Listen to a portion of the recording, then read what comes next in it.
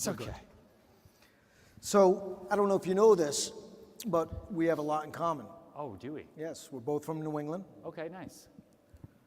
Where? Rhode Island. Okay, that's a good one. Great. That's it. Okay. I didn't know where you were going with that Well, one. that's I mean, all right. yeah. I also have a buyer for you for the $250 million home. Where's Phil? Phil, you might want to take a look at this house. You said you wanted to have the Rolls Royce and the giant brownstone. Let's go, brownstone, Phil. so I'm going to refer you your first lead. Okay, let's do it. So I'm excited to be here. You know, the last 2 days you was talking about telling your story, and that's what this is all about, is telling your story. And I was reading your story. So we're talking about adversity, and I said that backstage to you, and I think it was adversity is a speed bump, not a brick wall. Yeah. So your first year, you make $9,000. Why do you Yes. come back to, yeah, right, why do you come back January 1st? Why do you keep doing it? Well, in my first year, it was a little bit different. I mean, I had no other opportunities. It's kind of like why I don't hire rich kids. You know, like I cannot work with somebody who has the option to golf.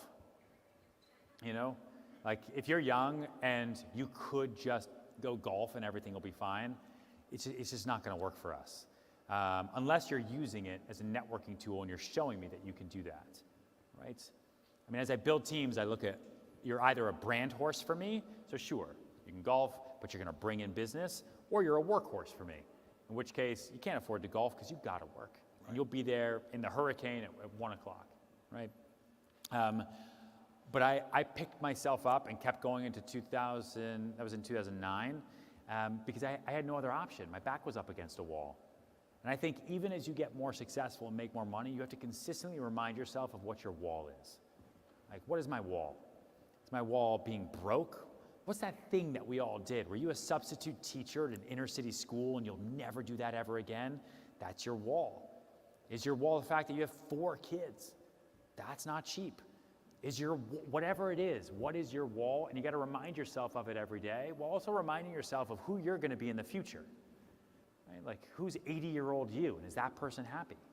Well, it's great. It's interesting because I actually had my degree in secondary ed, and I was going to be a school teacher. Yeah. And I started in the inner city, and I said, is it worth it for me? Yeah. And I didn't want to be a failure, right? So the fear of failure is what drives me. Is that what drives you? Is that fear of failure? Or is it the, you know, Phil had mentioned earlier, it's about sometimes about the greed and growth. I know you're big into growth. You want to just keep growing and growing. What drives you? Which one of those two things drives you on a daily basis? Well, I deal with failure by staying too busy. I think being too busy to fail has been pretty key to my success. Because if I ever take a moment to stop and look around, there will probably have been days where I would have just freaked out. You know, you have analysis paralysis. Oh, the money. Oh, I can't do this. Oh my God, what am I doing? And you just overanalyze everything. Those types of people, I have no idea how they order dinner, right? Like, you'd be so stressed out. You go to IHOP, like, what do you do, right? The menu's so long. You go to a diner, oh my God, like, I can't eat with those people. So I stay too busy to fail, and I think for a while it was fear of failure that really, really drove me. Now it's very much a fear of wasted potential. Like, there's just so much opportunity today. Like, every time I meet a new client that I never would have met before, I'm like, God, I just need to, imagine if I did that again. Right. Like, I get so excited by the fact that the greatest deal that I've ever done in my whole career, I haven't even done yet. Like, the biggest client that I will ever have in my whole life, I haven't even met that person yet. Like, that's insane. And I think if you really believe that, it'll really happen. Like, if I told myself when I started the company, if I could break a $10 million deal to start the company, that would be huge. That would be like God looking down on me and giving me a blessing. And I did $195 million with one guy within 6 months. And, you know, like, the biggest client you'll ever have, you don't even know that person yet. Like, that's exciting to me. But I also don't want to be that person in the cemetery who's like, the world would have known what he was capable of. He just stopped trying. You know? Yeah, that's great advice for everyone in the room, and that's to be too busy to fail. I think at times you get bummed out, right? I had a bad day. This person told me no. The next person told me no. Not interested in buying, not interested in refinancing, whatever the case may be. Yeah. And they stop doing the activity. So I preach in our organization, activity equals success. Kind of we use the 3 and 5 rule or the 5 and 3 rule. If you continue to push ahead and continue to put the activity in, the results will follow. And I think a lot of times people quit too soon. Yeah, you know, for all of us in sales, right, whether you're in real estate sales, mortgage sales, anything, your job is to fail. Like, your job is to swing and miss. And once you actually connect with that mentally, then every miss, every fail is now no longer personal and no longer devastating, and now it's not ruining your week or ruining your day. That's like, I did my job today. Nothing worked. That's the job, right? The job is to fail. The job is to miss, because that's you trying. Every win, right? Every win is a bonus. And it's really just about mindset. Otherwise, this business is way too hard. You know, way too hard. And guess what? It's supposed to be hard. It's supposed to be hard. If it wasn't, every single person would do it. And I know we all think everybody does it. Everyone's in our business, especially in the last couple years. But the best part about the market we're in right now is all those people are finding the door, right? They're going to find their way out. When it's not easy and things are just hard, there's better things to do. And let them go back to doing whatever they were doing, which is totally fine. It just strengthens your brand message and your client message. And the other thing that I was reading, so you have 3 rules: hungry, humble, honest. Yeah.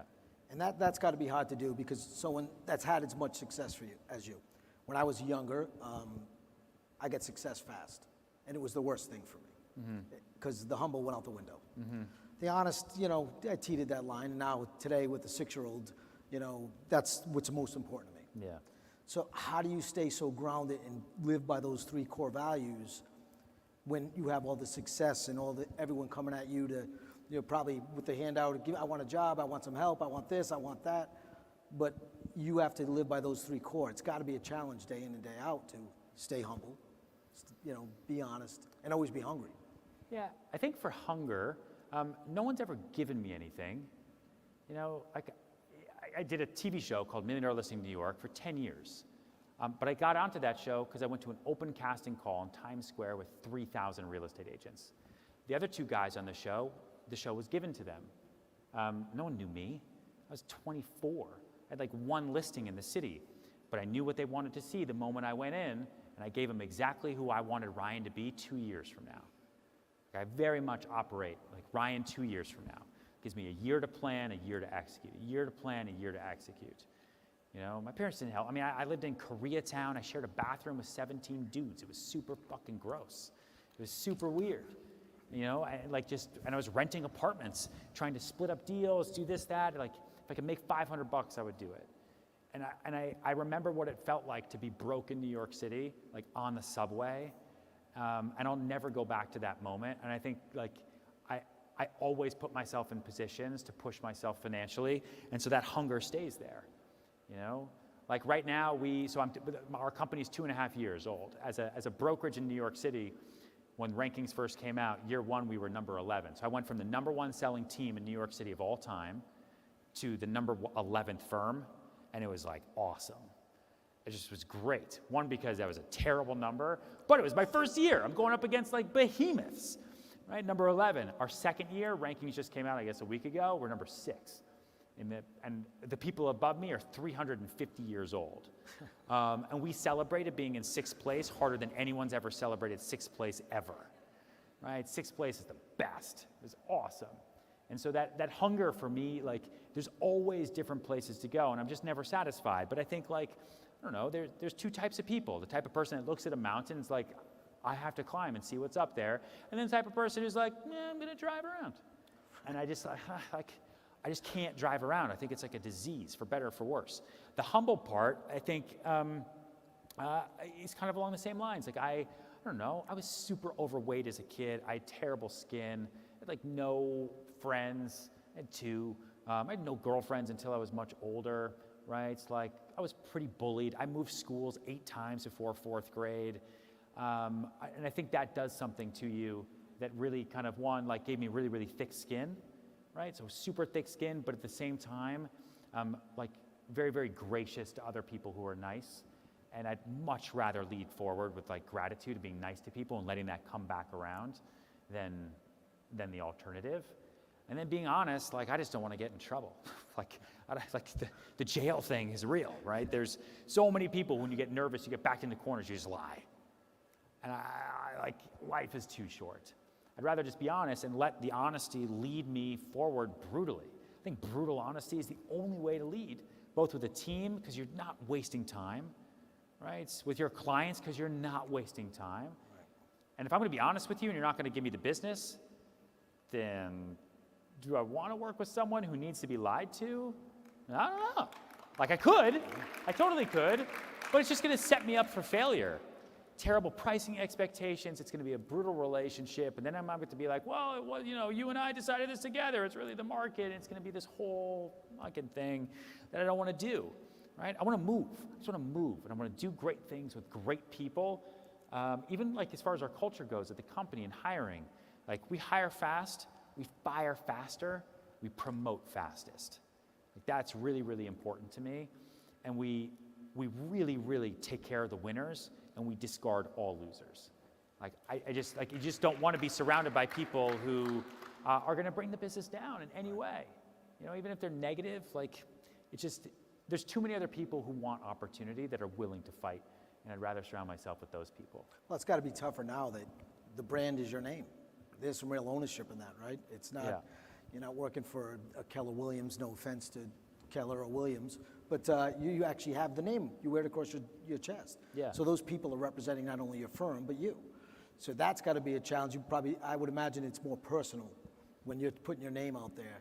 And, I live by my name, honor, respect. Yeah. Because when I was younger, just like you just said, the challenge of having nothing and then achieving something is so much greater. And you never want to go back to being in Koreatown with 17 dudes in the bathroom. I mean, it depends, but yeah. Right, on a Friday night maybe. I don't know. Yeah. But I always tell people too much money is just as problematic as not enough money. Yeah. How'd you avoid that coming from 17 dudes in a bathroom to now this beautiful home in Brooklyn? Well, hopefully it's now. Yeah, it's fine now, thank God. Listen, more money, more problems, right? More money, more problems, but it enables me to grow and to build bigger. Like we are totally bootstrapped. I pay for everything, and it keeps things incredibly tight, incredibly lean. And I'm able to operate business in a very, very different way from other companies who might just raise a ton of money and then be stuck in situations like you're in today. If you have a gun to your head because someone else gave you money, that's intense, especially now. And I'm not ready yet to be in that situation. Maybe I will be in a year, and I'll be like, actually, guess what happened, right? I don't know. I take each day as it comes, but I want to build. Also, I'm not the type of person to take money off the table. Like, I believe so strongly in building something bigger than myself. Like, what am I going to do? Like, I buy a boat? What am I, I don't know. Like, I have a house, I have another place, I have cars. Like, life is fine. My wife's fine. Like, I can live comfortably, but, I don't need to do anything insane. Let's take as much as I can and put it back into the business. Let's build, and let's win that way, right? I'm very much fueled by crushing everyone and just winning, and so that's kind of how I think about it. So a lot of people are afraid of growth, right? And everything I read about you is grow, grow, grow. And a lot of these people, a lot of companies that say, well, I'm comfortable where I am today. Sure. And they have so much more potential. What advice would you give to them to say, stop, whether it's fear, whether it's, what is it that's holding them back? How do they get past that to get to that mentality of growth like you have? Well, not everyone should grow. I think the world needs the non-growers, right? But I also think you have to get out of your own way. And I think growth isn't as scary as people think, because it's not like an overnight thing. Like you don't bring on 10 team members, you bring on one team member. And as long as you're focused on proper training, proper systems, proper process, then you bring on another. Like I didn't set out to build a sales team of 65 people when I was just a real estate agent. I set out to sell more real estate. So what is the goal? What is the mission? I want to sell more real estate than anyone else. Okay, how do I do that by myself? All right, that's going to be hard. I can't be 10 places at one time. So I need to make sure that I have an agent here, an agent here, an agent here, an agent here, but they're not all going to come to me unless I can take care of them. So I'm going to start with an agent here, and then here, and then here. And then next thing you know, you're growing, right? And you're doing more that way. And it's worked out, relatively pretty well. It doesn't mean that people don't leave, doesn't mean you don't make mistakes. I think something else I've really realized is, you said fear of failure, right? I don't think anyone in this room is actually truly afraid of failure anymore. I think failure was something that was pretty real like in the 90s, right? Because if you failed, it would hurt. Now no one cares. Now it moves, you bounce back. Things happen so fast. Like the COVID, drop and then bounce back was less than 6 months. And it started with, we're all dying. Like that's a pretty tough hard stop to start with, right? So I don't think most people are actually afraid of failure. I think most people are afraid of being embarrassed. I think every single person in this room isn't afraid of growth. They're afraid of embarrassing themselves if it doesn't work. And if you let go of that and realize that no one has any idea what they're doing and no one cares about you other than the person that's looking at you in the mirror, then don't be afraid of being embarrassed. Just move forward. You know how many things I do that are actually truly embarrassing? I've been naked on TV. Like my mom watched that. My grandmother watched that. Like that's kind of embarrassing. Like I've talked about weird stuff super publicly. That's kind of embarrassing. Trying to build a company and grow and open up new markets, if it doesn't work out, it's not embarrassing. It's more of a life lesson than anything. It didn't work over there because it didn't work, but guess what? It worked over here. Amazon had a phone, right? When Microsoft was developing their phone, all of the pressure on Amazon was you have to be in the phone. Amazon needs a phone. People need to be able to shop on the Amazon phone. And Amazon spent over $100 million with investor pressure and stress to build the Amazon phone. Does anyone in this room have an Amazon phone? How many in this room, though, have either heard of or have Alexa?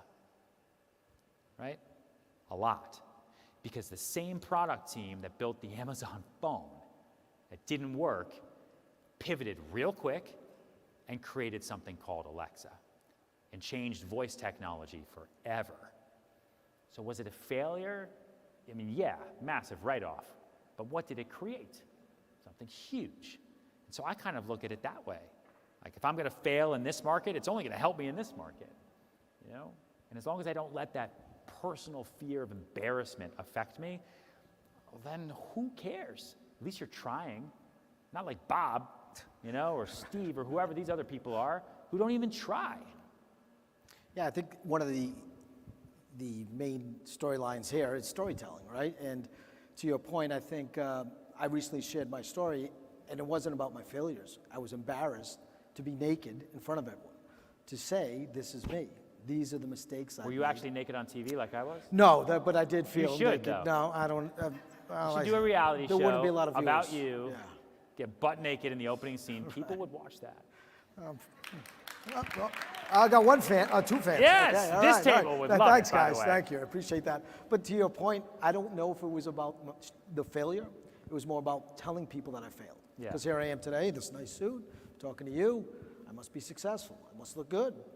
Yeah. And those scars, but I think what people need to realize is those failures, those scars, and I shared it with everyone yesterday, that those are the things you learn from, make you better. So I'm glad you said that, because I wasn't thinking that way. It was more about the fear of failure and not the embarrassment of sharing my failures with people. Yeah. So that's pretty heavy stuff. So I hope everyone takes that away from here and be like, to share your story. It's not about, to be, you shouldn't carry any shame with it. Just, it is what it is. What are you embarrassed about? It's you. It is who you are, right? I'm sure looking back now, running this, multi-million-dollar company and several companies, you're like, shit, I wish I didn't get naked on TV. But that's who you are, and that's part of your story.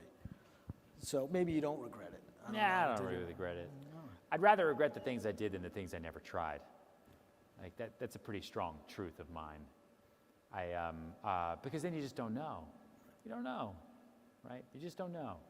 And I'm ignorant to everything I don't know. So why not try? Why not try?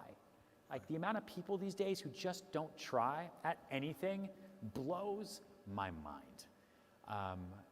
everyone should just try a little bit more, try a little bit harder. And it's amazing at the results that you'll see, right? Like one of the ways that I lost weight, again, this is when I was younger, was through intermittent fasting, way before intermittent fasting was like a trendy or popular, okay? Because I had no self-discipline to like not eat ice cream at night, or like not have pudding, or like not snack. Like, well, I didn't eat a whole lot today. Well, I guess if I think about it, I had 7 meals, right? But intermittent fasting was like, well, that's impossible. It's not possible if you take it half an hour at a time. So today I'm not going to start eating until 9 a.m. Tomorrow, 9 a.m. Next week, I'm not going to start eating until 9:30. Next week, I'm not going to start eating until 10 a.m. And I did that up until I got to a 12 to 6 p.m. window. And then I stopped eating, basically, other than 12 to 6. And what happens is your brain just changes. You're now not as hungry. Food then becomes a game. And I would still like cheat at like 5:58. I'd be like, snack pudding, you know? And it's just the way I'm wired, right? I have sweet tooth, whatever. But it made food a game, and I would turn the clock off, and that was it. And it changed my life. I still do it to this day. I'm too nervous to not. That's still what I do. And it's like, it totally opened me up and freed me against like the prison of food, you know? And I think about work the same way, like, oh, I could stay an extra half hour.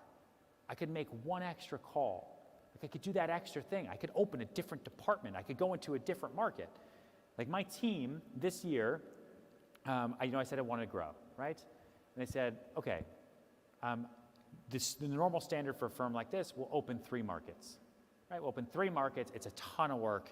We got to be careful. And I said, awesome, let's do 12. Okay. So right now, we're right on target to do 6 by June. So depending on if the world explodes or not, I will have surpassed what they wanted to do, and I'll be on track to doing what I thought we could do, because there's a paradigm where if you set time for yourself to do something, that thing takes you exactly how much time you told yourself it was going to take. If you say you're going to rake the yard and you're going to give yourself till Sunday, it's going to take you till Sunday at 6 p.m. Right. But if you tell yourself you got to get it done by 5, it gets done by 5. It's just the way it works, you know. And I have no idea what your question was, or even what I'm talking about anymore. Well, I can tell you what you gave everyone in this room some great advice. I think. It's like trying to think about it. I was like, what? I think who could try more? I mean, just show of hands, we could all right? Try more. Yeah, absolutely. So, and rather than sit and say that, oh, this is so tough, just keep trying, right? That's what I just took away. Everybody has room to try more. Yeah. And there's a great secret. Yeah, I mean, that is spot on. I think a lot of times people don't do the try. They do the cry, and they sit there and, oh, woe me, instead of making that one more phone call. And partnering up, like I talked about people equal profits, right? Everybody in this room should have what I call an accountability. You should have somebody that for work, it's not your boss, it's not your teammates, it's someone else, maybe a stranger, but who does the same thing as you. Like I had one, it was a real estate broker in Calgary, right? Who remembered that was a place, right? Calgary in Canada. He was an accountability. How many people did you call today? Right? How many deals did you do? And our businesses were so different, but I now had an accountability buddy, right? That I kind of was like, yuck, I got to do this. Same thing if like you do a workout class. Like it's hard to go light. You know, it's hard to like go slower. I mean, you can, it's fine. You're not going to go to jail or die, right? But it's like, oh, damn it. It's like you're running on a treadmill and like this woman is 87 years old and she's crushing me. God damn it, Nana, let's go. I got to now move faster, right? If I had just been by myself, I don't know if I would have gone that fast. Yeah, that's big, and that's something we've been talking about for a couple of days is community. Is to have someone in your community, or even outside, to your point, outside your community, that really you can lean on and to hold you accountable. And I think sometimes people look at each other as competition. Maybe it's someone in a different market. Maybe, it's Chris and Lamont, right? 2 different markets, but you can hold each other accountable. and you don't have to worry about competing, because I think sometimes people get nervous, like, oh, if I help you and you're in my market, I'm competing against you, you might win, Sure. and I might lose. And I think when you have that type of mentality of letting go of that, Yeah. to what you're saying, and having somebody that just, like, did you do what you say you were gonna do? Yeah. Like, my wife does that to me all the time, and I say, yes, but I really don't. I didn't. But it just gets her to stop asking me the question. Yeah. You know, so that would be my next question, is one of the things a lot of us struggle with is when you put that more time in to try, and you have a family, how do you balance, because you have 3 companies, 4 companies, how many companies? 3. 3 companies. So how do you balance all of that and spend time with your wife and daughter? I don't. Okay. Hard fail there. It's nearly impossible.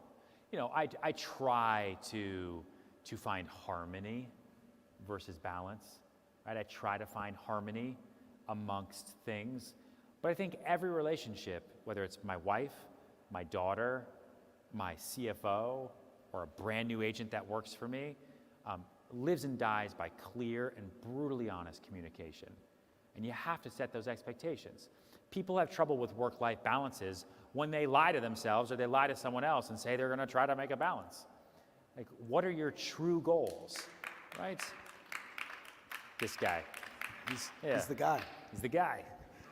What are your true goals? Like, I had a real honest conversation with Amelia before we got married, and it was tough. And even now, still, it's like, I am fueled by winning. I want to win. I want to build the biggest company possible. You know, when we started the company, it was like, we got to decide on this together, because I need to do this. It's going to be real hard.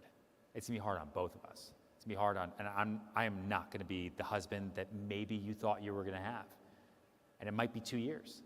Maybe it's 4 years. Do you want to do this? Like, let's have a real conversation that way. And I have real conversations with Zena. She's 4 years old, you know, and she knows that no matter what, like, I could stay in Florida tonight. I have clients in Miami. They're opening an office right now. Our team is down there in Miami right now.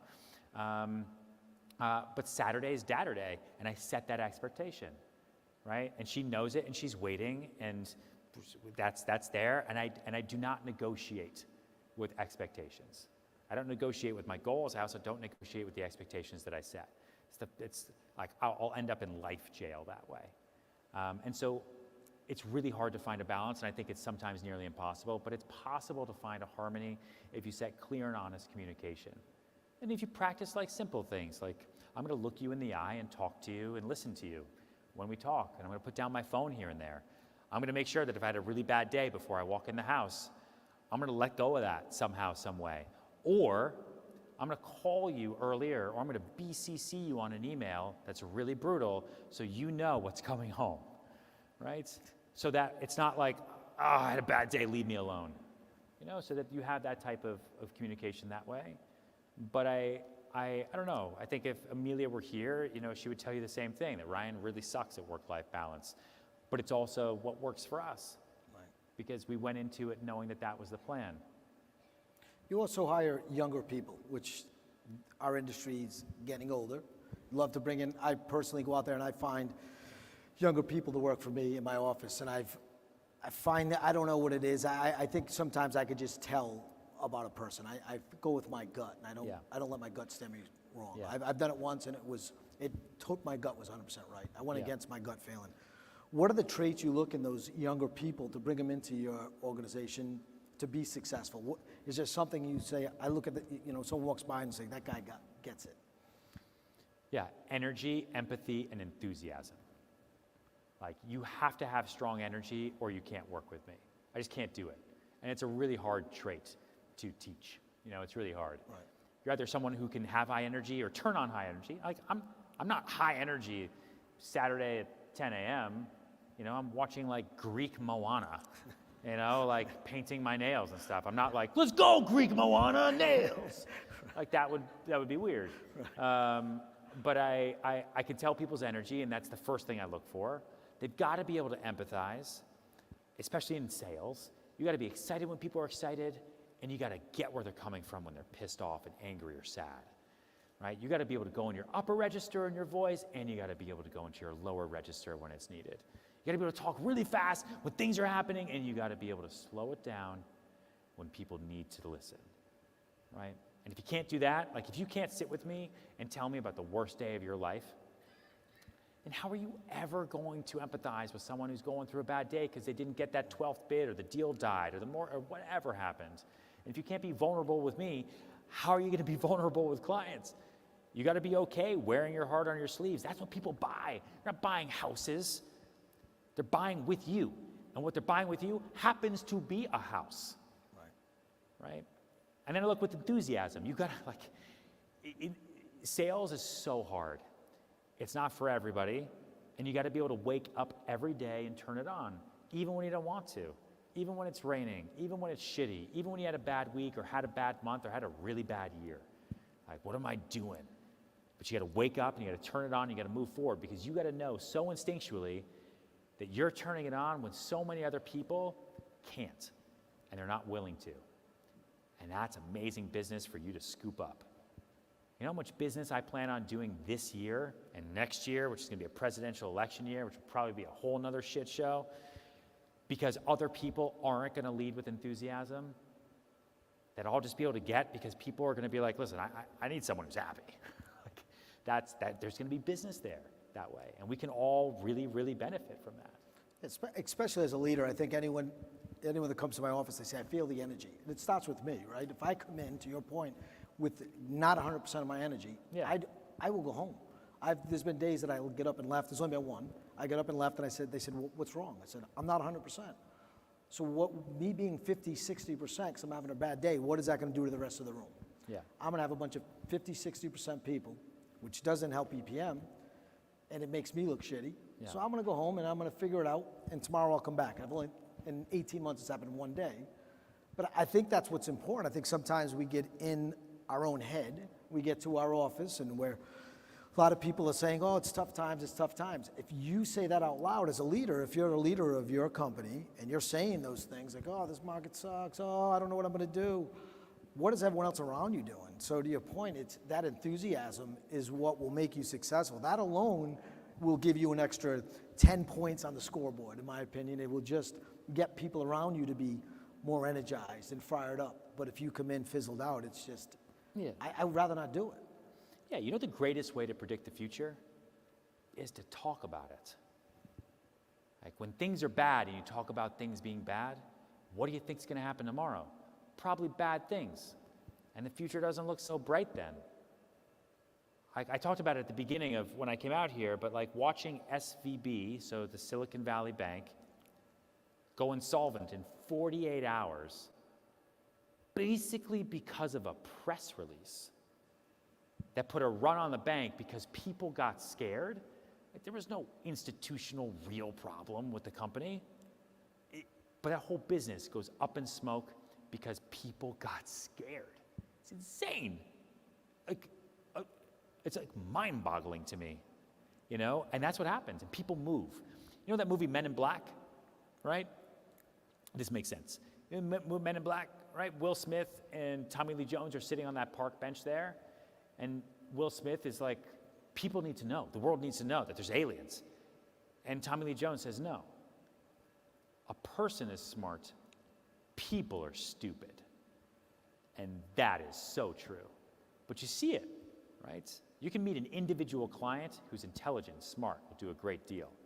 But you might not do that many deals because people are stupid and they're going to follow the leader, right? And if the leader is on CNBC saying how bad things are, then I'm going to listen to that person. And so you just wait for the next one. And everything is cyclical. Over time, every market goes like this. Yep. Again, there used to be dinosaurs. Things are a little bit better than they used to be. Like everything's going to be fine. I have a question. So I might screw this up because usually my co-host asks this question in the podcast.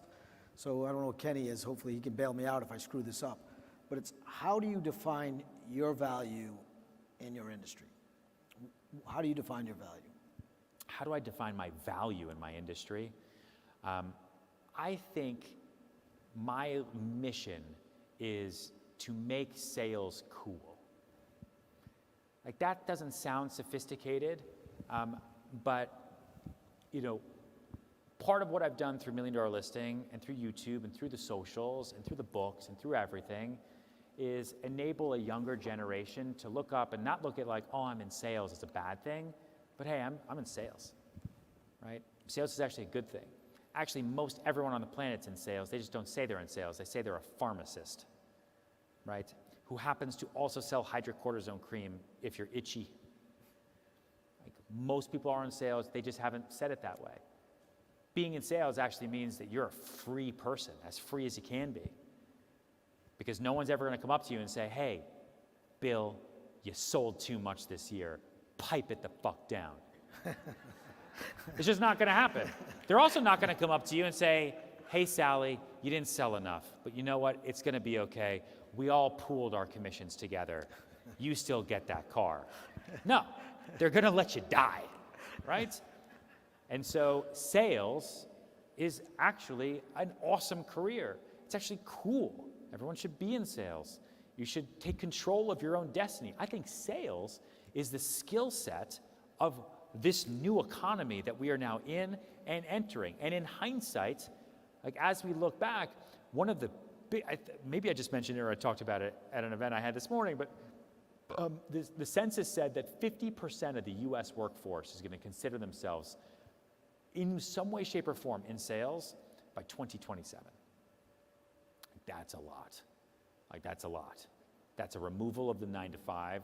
That's a removal basically of higher education, right? That's more people saying, I'm taking control of my destiny in the workforce and doing what I want. That's intense. You know? I think you're doing a great job making sales sexy. I think everyone would agree in there. I think you know, everything. I hope everyone's listening. You know, I said yesterday, you got to listen to learn, and just learn a couple things while I was up here about myself of some things that I could change. Oh, okay, good. You know, so I hope everyone else is doing the same, and it's that whole thing of try.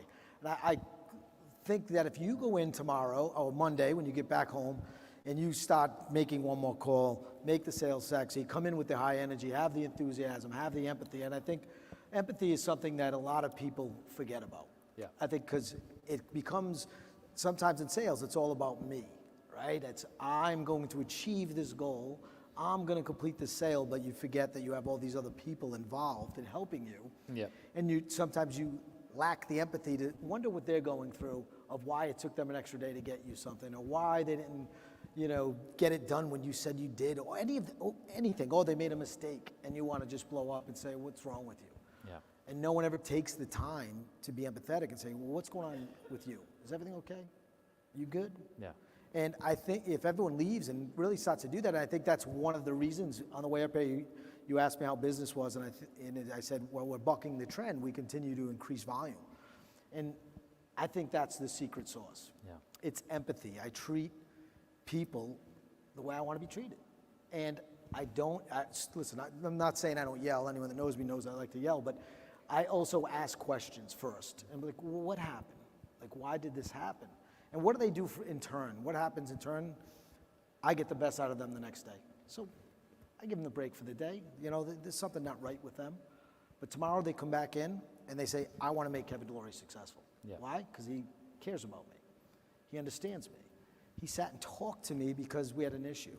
And I think in our business, sometimes the file goes sideways. You're like, oh, geez, that's how I'm going to pay my bills this month. It's a one loan, without ever asking a question and being empathetic to the other person.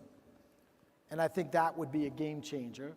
I think that's probably one of your secrets to success, from what I'm hearing, is to be more like that to each other. Because we're all in this together. And if we're empathetic towards one another, we'll get further ahead. So that, to me, that's probably one of the biggest things that I'll continue to do. Now I can put a label on it. Yeah.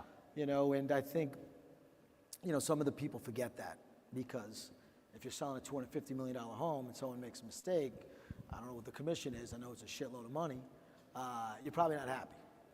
But will it still close? Will it still happen? Possibly. Probably, yeah, maybe, you're right, but I don't want to ruin this relationship, step on this person to get my next deal. Sure. And I think that is something I'm taking away from this conversation. And, you know, you mentioned your books. What was the intention? Like when you wrote Salt Lake Serhant and, I'm going to slow down on this one, Big Money Energy. Yeah. What did you want people to get out of those books? What did you want them to leave if there's one thing on each of those books, why everyone should go out and get one of those 2 books, what is it from each one of those books? Well, Sell It Like Serhant is everything I know about how to sell and how to build a sales career, all put into one kind of funny, smart business book. And it's all the ingredients, right, to enable you to learn all of my processes of follow-up, of structure, and it's incredibly tactical, no bullshit. Big Money Energy is then like that secret sauce, which is how do I create confidence without confidence? How do I then take those ingredients and put them to use when my palms are sweaty and I have a knot in my stomach? Because I'm going into a room that I don't know how to win this deal. I don't know how to talk to this client. I'm talking to this I don't know. How do I have confidence in moments where I completely lack all confidence? And how to do that. And that's Big Money Energy, and I think that's a really, really important trait to have. And my 3rd book will come out in the beginning of next year, and it's called Brand It Like Serhant. And it's all about creating brand in our business, in sales. How do you create you're already a personal brand whether you know it or not. Your brand might just be the person that doesn't get back to people on time, right? Your brand might be the person that only posts photos of a cat. And that's how people know you. You don't know it, but that's how they know you. Your brand might be the person that just yells. Your brand might be this, might be that. So how do you curate that brand? And you can do that today in a way that you never could have done before. And so how do you create that personal brand so that you wake up a brand, not just a banker, a broker, right? How do you wake up a brand? How do you start generating leads in your sleep to build the greatest career possible for all of us? And that's the next one. Well, I'm going to get the first 2, and I'll get the 3rd as soon as it comes out. Okay, Kev. All right. Well, I should have probably read them before I got here, but I had some other things on my plate. But I'm going to get there. You can get the Audible. You can put it on 2x speed. It'll be fast. Well, we're from the Northeast. We could keep up. Some of these people from Florida are a little, no Yeah, offense. these Floridians are fast, you know? They've been watching the Gators for a long, long time. And you know what happens when you go in the middle of the state?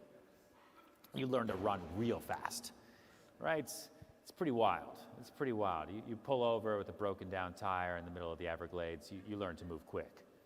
What one bomb can you leave with this group here so they go back on Monday fired up to say, I'm going to make more calls. I'm going to spend more time in my office. What's the one thing that, give them one line, one speech of saying, like, it's game time. Let's go do it. I would honestly say a little bit of what I said before, which is really internalize the fact that everything we're doing is supposed to be hard. It's supposed to be difficult. That call is supposed to suck. It's just supposed to be tough. When you realize that, it's not all about you. It's not all about, oh, you're having a bad day. I'm having a bad, oh, I don't want to do this. Oh, it's going to be tough. Because when you talk like that or you think like that, then it seems like something is an affliction, that it's being done to you, versus you realizing that there's no difference between today and yesterday, especially in Florida, right? There's only this summer and last summer. All the days are the same here. Okay? Exactly. So if it's supposed to be hard, okay. I now know that. I'm supposed to lose. I'm supposed to fail. I'm supposed to strike out today. Every win is a huge bonus. And remind yourself what I said too, which is the biggest deal I've ever done, I haven't even done yet. Maybe it's today. Yeah, I think Phil might want to go in escrow on that $250 million, so we can Let's talk go, afterwards. Phil. Yeah, Choo is right. In fact, guys, this is, it's so funny because we all been, you said earlier, everything's secular. This is just a bump in the road. If you do everything that Ryan's up here talking about, we probably say it to each other, but it means more coming from Ryan because of your brand, who you are. And I think if you leave here and you do these things of calling each other, holding each other accountable, putting in the extra energy, being more empathetic, staying humble, that's not always easy to do. The problem with not being humble is when you get out of line and you get a little arrogant, the fall on a market like this is pretty tough and pretty embarrassing. So I would say take all this advice, get back to your office on Monday, put it into effect, and don't just do it for one day. If it doesn't work in one day, it doesn't mean it doesn't work. I think that's a problem with everyone, right? Even like losing weight, you had mentioned that. It's like, oh, well, week one, I lost a pound. This sucks. I might as well go back to eating cheeseburgers. And they go back to doing the same. Stick with it. Stick with it for an extended period of time. Follow through. Make tweaks. I don't know everything. You don't know everything. What we're saying might be different for you, but if you at least stick with it, results will come, and you might pick up one new skill that you didn't have before you heard Ryan speak today. So, thank you again, Ryan, for being here. Thanks for having me. Good luck at the awards. Yes. I appreciate it. Thank you.